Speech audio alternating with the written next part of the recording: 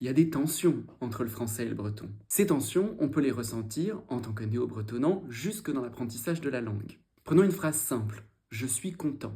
Bon, ça, il y a trois façons de le dire en breton. Aujourd'hui, on va seulement en prendre deux. La première, c'est me zo lawen. Me zo lawen. Mais je, zo, suis, lawen, content. Cette structure, elle ressemble beaucoup à la structure française. On commence par le sujet, puis on a le verbe, et ensuite le complément. Si je voulais dire tu es content de la même façon, je dirais t'es zo, il est content, et en zo. C'est ce qu'on appelle la conjugaison synthétique du breton. Elle est très pratique puisqu'elle permet de garder le verbe à la même forme pour toutes les personnes. La deuxième façon de dire la même phrase, c'est lawen on.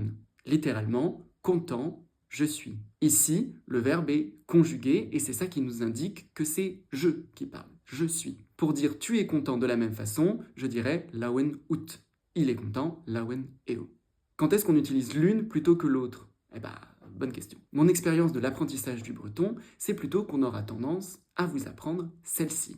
Lawen on, la conjugaison personnelle. Cette structure montre que le breton est une langue séparée du français qui fonctionne avec une grammaire différente. Elle est donc perçue comme plus idiomatique, c'est-à-dire qui représente plus la singularité du breton, alors que celle-ci, la conjugaison synthétique, est perçue comme plus proche du français parce qu'elle a le même ordre qu'une phrase en français. On vous apprendra le plus souvent qu'en breton, la structure par défaut, c'est lawen on. Meezo étant réservé aux situations dans lesquelles on veut mettre je, moi en avant. Moi, je suis content. Ou encore, c'est moi qui suis content, pas lui ou quelqu'un d'autre. Ça a son intérêt, parce qu'évidemment, le but en tant que francophone, c'est d'apprendre ce que le breton a de différent par rapport au français. Mais dans les faits, quand on parle avec des bretonnants natifs, notamment les vieux, on constate qu'ils ont tendance à utiliser meso lawen au moins aussi souvent, si ce n'est plus, que lawen on. Pour les bretonnants natifs, les deux sont à peu près à égalité. On aura donc parfois tendance à mettre en avant la structure différente du français,